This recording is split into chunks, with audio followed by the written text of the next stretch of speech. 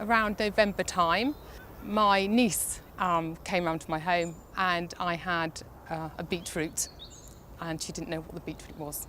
And I said, well, it's a beetroot, don't you know this? And she said, well, it comes sliced in vinegar in a jar. And I thought, I want children to know where fruit and vegetable comes from. They don't come from a supermarket.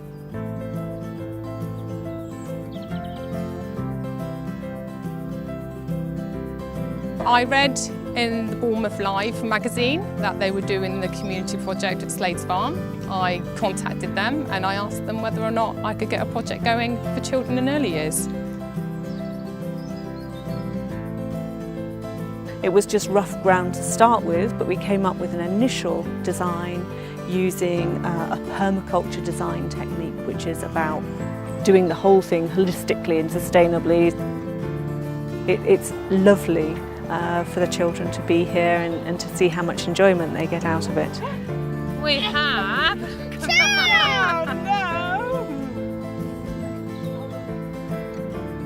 It's really rewarding, actually, putting that seed in and then nurturing it, and then at the end of it having it on your plate and you think, well, actually I've grown this, and all the children have become much more healthier eaters. They're trying things which actually they didn't like at home out of a bag, and now because we've grown it, they're picking it and they're eating it.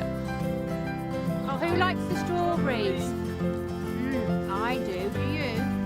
I do. You do, Isaac. You do, James, too.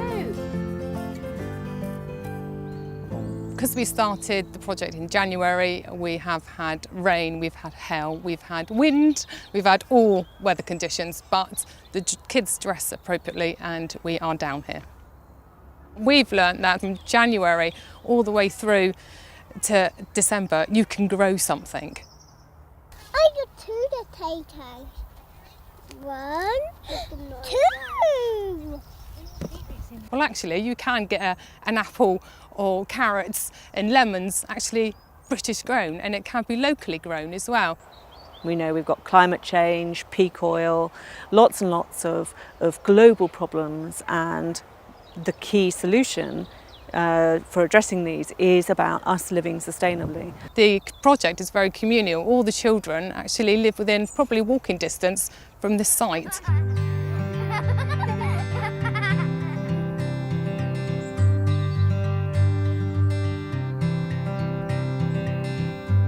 Childminders and other practitioners will do something on a smaller scale, but in their own settings, because it is very easy to do. Both of the children that I've got here today and the little one, they've all been growing plants at home. And I've only got a small garden at home, so we've done things like this on a very small scale. We've planted potatoes in pots.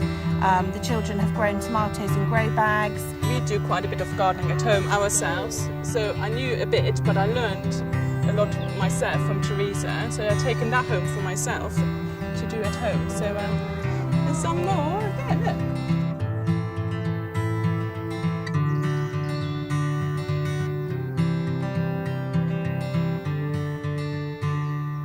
I wasn't very experienced gardener when we started coming here, so I started with flowers for the children, but since coming here we've then moved on to growing vegetables and fruit. So we do have in here a little selection that James has brought in today that his parents have been growing with him.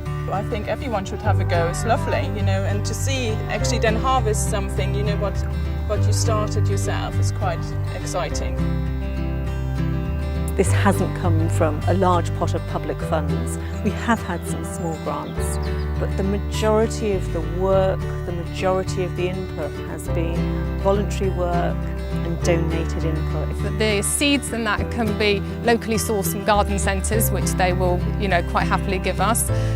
All the tools the childminders provided themselves. It's been fabulous seeing how generous people are. There have been multiple reports over the recent years about the importance of green spaces for health and well-being, about the importance of bringing children into natural environments to help them connect with nature. The children are out here and they're keeping fit, they're digging, they're reaching, bending, pulling. They will learn to socialise with other children, they learn to share, They'll learn to be patient. We will plant a seed and it will take some time before that seed flourishes and blossoms into something edible.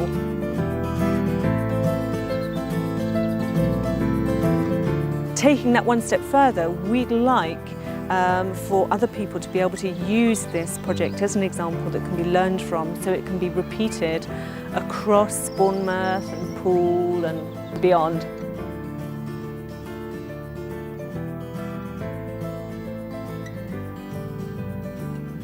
I don't know why more people have taken it on board, because it's been so easy, and that's one of the big things that we've learned from this. Actually, it's very cost effective. It takes very little time to put together. The children they've just been really engrossed in it, and they've had so much fun.